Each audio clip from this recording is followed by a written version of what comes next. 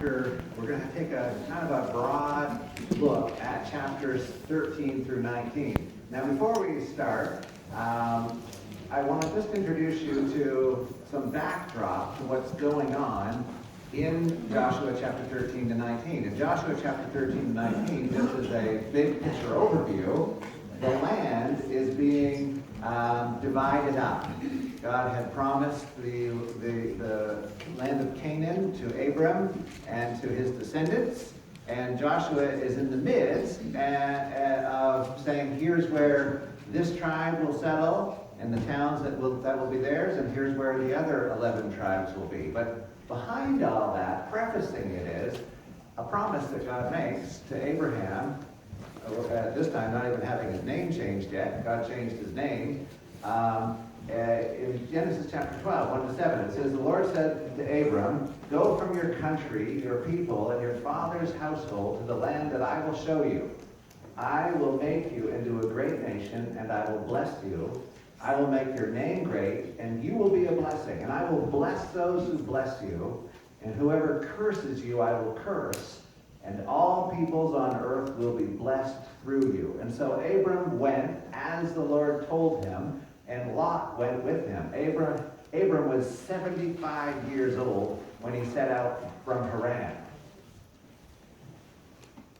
He took his wife Sarah, his nephew Lot, all the possessions they had accumulated, and the people they had acquired in Haran, and they set out for the land of Canaan, and they arrived there. Abram traveled through the land as far as the site of the great tree of Morah at Shechem. At that time, the Canaanites were in the land, and the Lord appeared to Abram, and he said, to your offspring I will give this land. And so Abram built an altar there to the Lord who had appeared to him. So God said, Abram is in, I guess it's modern day Iraq, and God says, I want you to leave and go to the place I'm going to show you. And I'm going to give that to you and to your descendants. And at age 75, a couple of us here are over 75, and sometimes we think, oh, is life meant to be necessarily slowed down? Not all the time. Because here he is. At age 75, God says, pack up everything. I know that you've been living in this place your whole life, and you've got some roots and all that, but I've got something else for you. And he, in obedience and faith, obeys God and goes. And God says, to your descendants, I'm going to give this land. And so when you roll into Joshua chapter 13 and 19, on one hand, you might have found, if you were reading it, I hope you took a shot at it this week. On one hand, you were like, there's a lot of names, there's a lot of places I don't recognize, and it seems to be that they're talking about dividing up some land. Now, I was very excited because when Brian came in the door this morning, he brought the original blueprints to the church. Wow. And so if you've ever built something, you know that you have to have, they don't use blueprints anymore. Now you get a nice white roll of paper. But there's something really special and exciting when you see actual blueprints.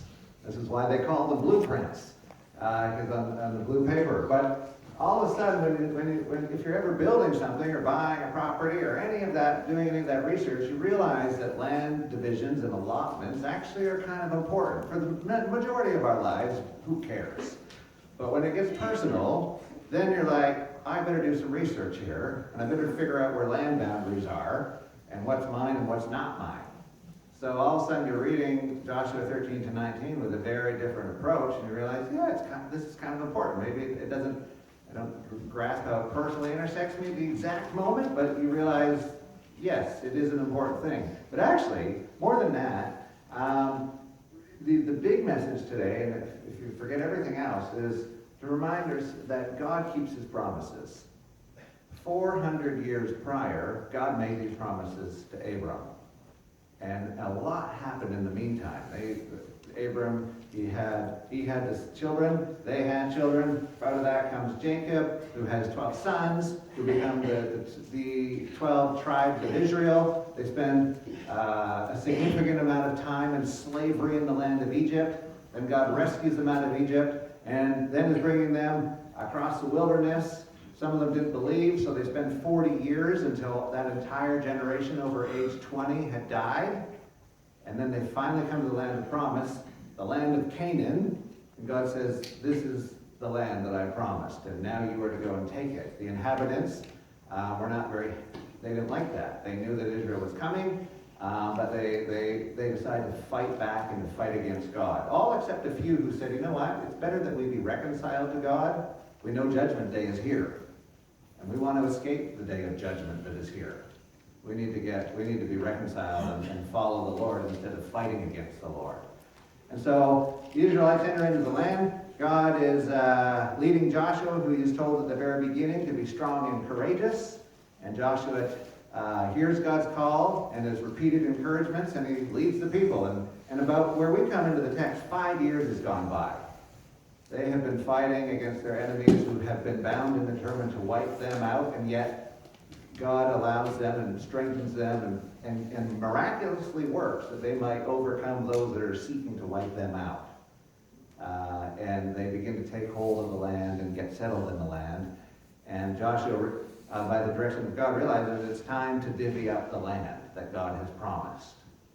And the point is God keeps his promises. Another thing, go ahead to the next slide, is, okay, go to the next one. Oh, actually, just before you go, here's to Abram, the boundaries of green actually, and you'll see some more pictures later on, the boundaries of green actually mark, this is the land that God promised to Abram originally. The land on the other side of Jordan, the grade, if you're able to see it, the grade is actually, those are the 2.5 tribes that said, hey, we like it over here, why do we have to cross over? God said, through Moses, said, okay, you can settle here, but you got to send your men, and you got to help finish the task of actually taking the land. And so that's how those 2.5 tribes ended up on the other side. But the green is actually the land that was originally promised to Abram by God. And the point is God made a promise. God kept his promise. You and I, we encounter lots of things that God says. In fact, Jesus says, I go to prepare a place for you. If it weren't so, I wouldn't have told you. And that ties in, obviously, because here's the promised land. But you and I aren't looking for a physical land. We're waiting for the God's promise of heaven to come. And so how do I have confidence that that's going to take place? Well, when I read my Bible and I see, oh, God made a promise, and against impossible odds, at least from a human perspective, but nothing's too hard for God. God always keeps his promises, and so we're called to have faith and to keep our eyes fixed on Jesus. Another slide, I think, Otto. The other reason why this is so important is when you read Joshua 13 and 19, you're like, oh, division of the promised land, how does that intersect with my life? Have you ever seen Israel in the news? Is there ever a week that goes by when the Middle East is not in the news? There is actually a reason why the Middle East is in the news all the time. You and I know the answer when we read our Bible and we read about this promise that God made to Abram. And we realize that I know why there's ongoing conflict in the Middle East, and particularly in the land of Israel. Because it has everything to do with the promise that God made. And so when I read about the division of the land and the land claims that Israel has, now I understand a little bit more past all the media punditry of what is actually going on in Israel when it comes to the ongoing and continued conflict that's going on over there. Israel is the epicenter of world events. That's just a biblical fact. It's not New York, and it's not Tokyo, and it's not Beijing, and it's not Rio. It's definitely not Toronto. We all like to think we're the center of the world, but actually the center of the world is Jerusalem and what God is doing over there and Israel. And it has everything to do with the scriptures, and that's not our opinion. That's actually the Bible's direction is this is where Christ came. The end of the world, the events of the end of the world actually focus in the Middle East when we read our scriptures. And so, if you want to understand the Middle East, you have to go back to Genesis 12, and you have to start tracing your way through the scriptures. And then Joshua 13 to 19, what would seem to be boring is not that boring after all, because it has to do with God putting his people there and keeping his promise. Now let me give you some fast facts. 5 years, and then we're going to look at some principles. 5 years have gone by. So when we come into Joshua chapter 13, where the land is about to be divided, 5 years have gone by. Joshua and Caleb, here's something really kind of cool, is Joshua and Caleb are the two oldest people. There's like 3 million, 4 million Israelites, and there's at least a minimum 20-year gap between Joshua and Caleb and anyone else, and it could be greater.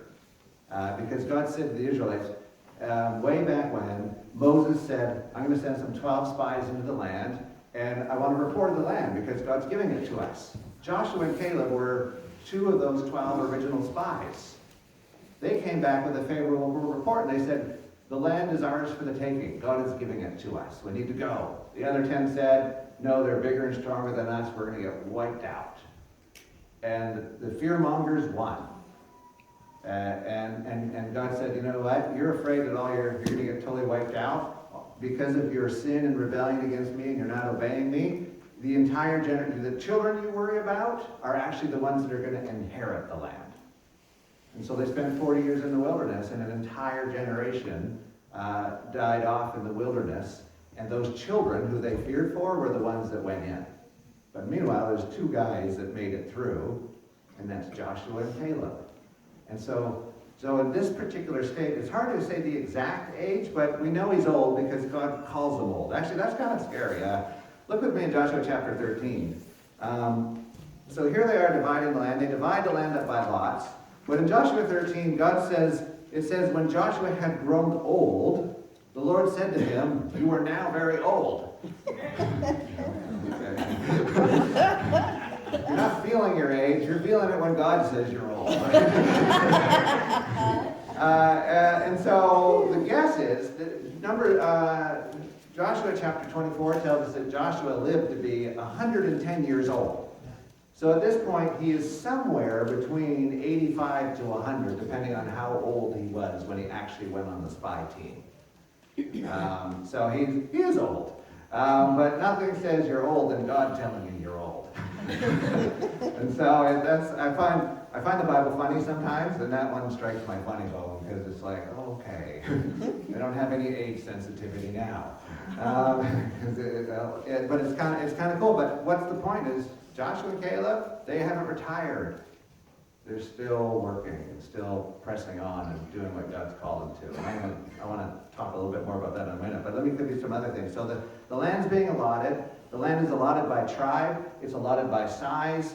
In order to figure out how that worked, you have to go back into the book of Numbers. In the book of Numbers, there's 2 censuses that are taken. Everyone of military age is counted in chapter 1, and then I forget what chapter it is, in 23 or something, another census is taken, and all the numbers have changed in terms of how big tribes were because of what they were doing individually as tribes. And so these censuses just show you that the total numbers stay the same, but the numbers of the tribes, some of them shrank quite significantly. In fact, Simeon, the tribe of Simeon, in the land allotment, Simeon actually ends up inside Judah's allotment because Simeon has shrunk so much. And that fulfills prophecy. When we read God's Word, we have to read it all. You just can't read the New Testament for your entire life, or Psalms your entire life. We have to read it, everything, because it's connected. That's the beauty of the Scriptures, is how connected it is. Genesis chapter 49, when Jacob is dying and blessing his children and prophesying over them, Simeon's called out for some wretched behavior. And so all of a sudden you see the tribe shrinking, and you wonder, why are they shrinking? It goes back to something that happened and a prophecy of the Lord coming to pass. God always keeps his promises. And so there's that confidence that we have. And so anyways, we understand that when we read the Scriptures, we have to read it as a complete whole. But let's have a look at this thing about Joshua. The next slide, Otto. Joshua and Caleb. Joshua and Caleb are great examples to us. I read Joshua chapter 13, verse 1. When Joshua had grown old, the Lord said to him, "You're now very old, and there are still very large areas of the land to be taken over." Now, I think that's kind of neat in itself. God says, hey, you're old, I know you're old, you know you're old, but your job isn't done. You still got work to do. That's a lesson to every last one of us. Right? We entertain thoughts when we're young of, when I get to be such and such, I'm going to really slow down. And God says, I might have other plans for you, actually. Ministry is for life. Serving me is for life. Keep your eye on the prize. Keep your eye on Christ. And remember, no matter how old you are, I have something for you to do. And your call is to be faithful, whether you're 20, whether you're 10, or whether you're 95. And he's old. And then he actually stands in contrast to Caleb. Caleb is kind of cool. Let's look with me into chapter 14. Caleb, remember him and Joshua, they were both went as spies into the land. 45 years have gone by. And look at Caleb in verse 10. Caleb is actually excited about the division of the land and receiving his share. So because he comes to Joshua and he says, remember, there's a promise. Moses swore to me in verse 9. So on the day Moses swore to me, the land on which your feet have walked will be your inheritance and that of your children forever, because you follow the Lord my God wholeheartedly. So he says, God, a promise was made to me. I came back faithfully and said, we can do this. And at that day, a word from the Lord was given to me that where I walked, that is my inheritance. And he says, the time has come for me to receive my inheritance, and I'm ready for it. And then he says this, he says, now then, just as the Lord promised, he has kept me alive for 45 years since the time he said this to Moses while Israel moved about in the wilderness. And so here I am today, 85 years old. And there's an exclamation mark in the NIV, so he's excited about it. And then here's the thing that doesn't always happen. I am still as strong today as the day when Moses sent me out. I'm just as vigorous to go out to battle now as I was then. So give me the hill country that the Lord has promised me that day. You yourself heard them, that the Anakites were there, and that their cities were large and fortified, but the Lord helping me, I will drive them out, just as he said. So, is it over when you're 85? No. Two guys who really are wonderful examples to us of faithful service to God along the way. And one of the hard things, like, you and I can be faithful in spurts sometimes, right? But God says, keep going. Don't stop. Yes, there's ups and downs in our life spiritually. And we walk by faith. We're here by grace. And it's God's grace in our life. And so when we sin against God, we need to say, Lord, I'm sorry. And we need to get back up on our feet and press on and live for Christ. Because we realize that God has called us to keep pressing on. And Lord willing, you and I will have this kind of enthusiasm for the Lord when we've got no hair or gray hair. Right? So we got to keep going. And we've got fantastic examples in the Bible, but we also got fantastic examples around us in church. And that's the beauty of being together Sunday to Sunday and week to week as the body of Christ. Is our job is to walk with one another and encourage one another on. Now the other thing is, there's something serious in the passage too. Go to the next slide, Otto. Is we have to press on. In the passage, we're told, and I'll find the passage in a minute, but one of the things that happens is, when we're reading about the division of the land, little footnotes are inserted which indicate future problems. God said in Numbers, he says, you are to drive out all the inhabitants of the land. If you do not drive them out, they will be like barbs in your eyes and thorns in your side. Now, Don just had surgery on his eye. It freaks me out when I think about eye surgery. Then I read a passage where like barbs in your eye, and I'm like, that doesn't sound very nice. And so it's quite a powerful image. And God says, if you do not drive out the inhabitants, that will come to bite you later on.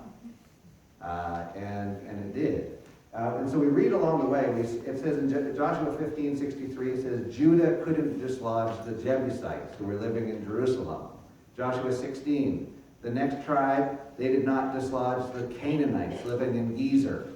Joshua 17, the Manassites were not able to occupy certain towns because the Canaanites were determined to live in those places. And so we read these little insertions along the way that the Israelites, they didn't go the whole way. They gave up when the going got tough. despite God's promises to help them and give them victory. But their call was, you need to do your part, God's going to do his. And sometimes when the going got tough, they didn't finish the job. In fact, the Manassites, it's kind of an interesting thing. Ephraim and Manasseh were two sons of Joseph. They were some of the biggest tribes. But one of the interesting things is, like, they come to Joshua and they're like, we want more land. Can't you see how many people there is? And Joshua says, fine, go up into the hill country and take that land. And then they're like, well, that's not big enough. And then Joshua says, well, what about here? And they're like, well, the Canaanites there have iron chariots. And Joshua says, with God's strength, you can do it. But the problem was, despite their vast numbers, all of a sudden they're like, this is a major roadblock, and I don't think I can do it anymore. And they forget who's on their side, but they also forget God's word to them that says, if you fail, if you don't do this, this will come back to get you in the end.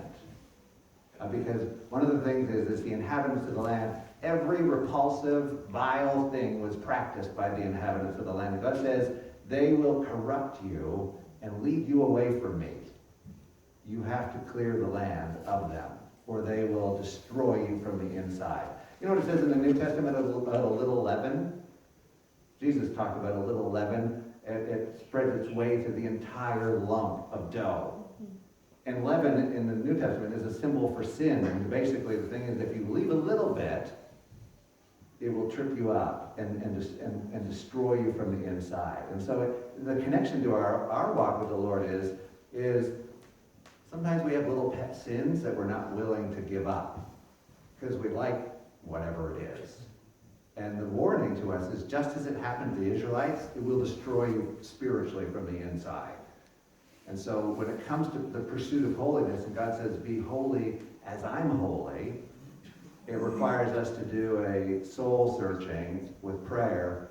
Show me, Lord, if there be sin in my life, and I need your help to stop doing that, and I need your help to have victory over that, because I can't seem to be doing it on my own. And we all have that. There's sins that we struggle with 1,000 times. We're not to give up because we keep on struggling. We're to keep on pressing forward, because what is our desire? Is to be holy as he is holy, and to keep our eyes on Christ.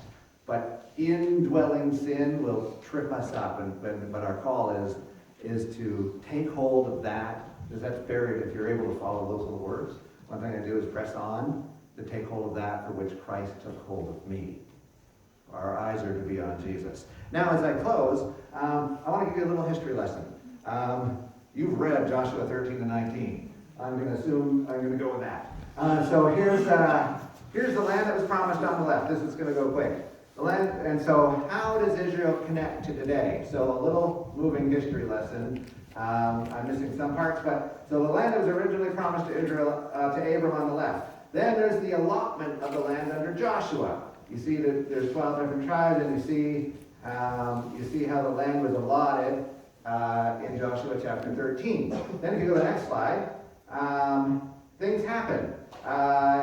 In David, the land of Israel, I didn't include this slide, but under David and Solomon, Israel reached her greatest level of military power, wealth, riches, all that stuff, influence in the world. And so the territory of Israel enlarged under David. David brought all of Israel under Israelite control, defeated the Philistines, the Moabites, all the enemies, and in his son Solomon, the golden age of the kingdom. Shortly after that, Solomon's son said, hey, I want to raise taxes and blah, blah, blah. That's terrible, isn't it? That's a short form. And the kingdom divides, and the land shrinks. That's what you see on the left. 10 tribes in the north, 2 tribes in the south. Then, because of the sin of the northern tribes, a little empire called the Assyrians conquered much of the known world at that time, and then you just see only that remains was Judah, the 2 tribes down in the south. The 10 tribes are swept away and taken away. Then the next slide, this shows you how the map changed. My thing is to show you how the map of Israel and Israel's possession of the land has been changed a lot over the centuries. Then you see the Babylonian Empire and how it was a major force in the world. In 586, Judah in the south is conquered according to the word of the Lord. The Israelites go spend 70 years in captivity until God put it on the heart of the Persian king to release his people and reestablish their homeland, and they rebuilt the temple. After that, the map shifts back and forth a little bit, and then in 323 BC, you see the extent of the Greek Empire.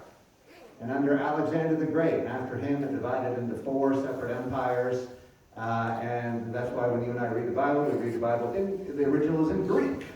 Why is the New Testament in Greek? Because the Greeks conquered the world, and built all sorts of roads and all sorts of stuff and connected the empire, and Greek became the official language.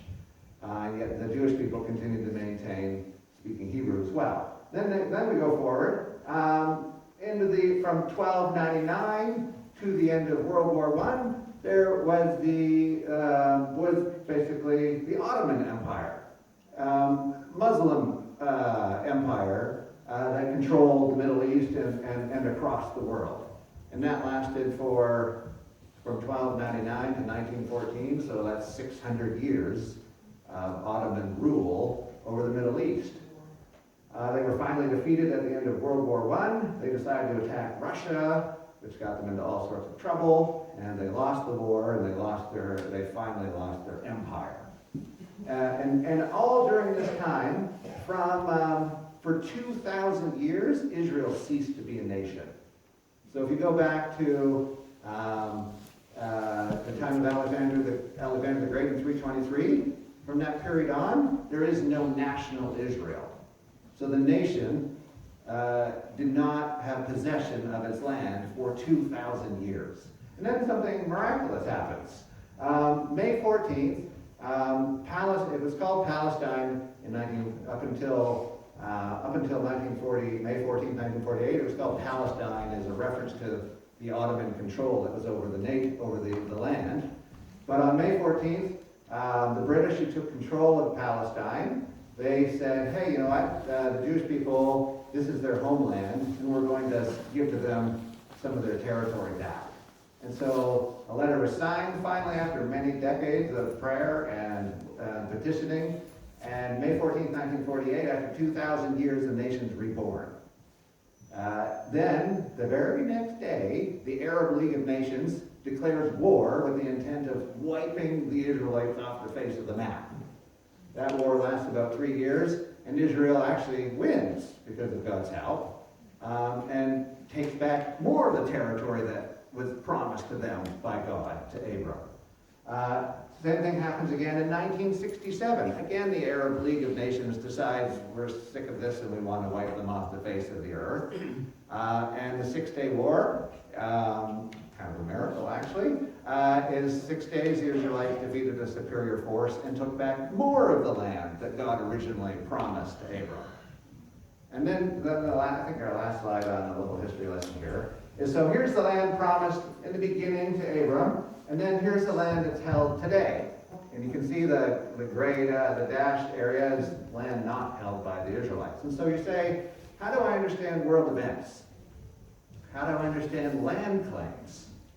Because there's a lot of disagreement about whose land it is. But I'm a reader of the Bible. I'm going to go with what God says. God says, this land is yours, and it belongs to your descendants.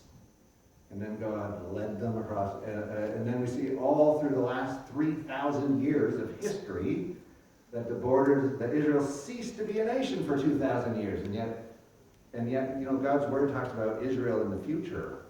So how do you have the scripture talk about Israel in the future unless Israel becomes a nation again?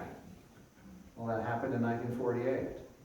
And then we think about future Israel, and I would encourage you, read Romans chapter 9 to 11, read Zechariah 13 and 14, read Ezekiel chapter 47, 48, and now we've got a bigger picture of what's going on in the Middle East. And so I would submit to you that when you read Joshua 13 to 19, as maybe as difficult it is to read all those names and all those land allotments, it's actually pretty important, because it answers the question about today, what's going on in the Middle East.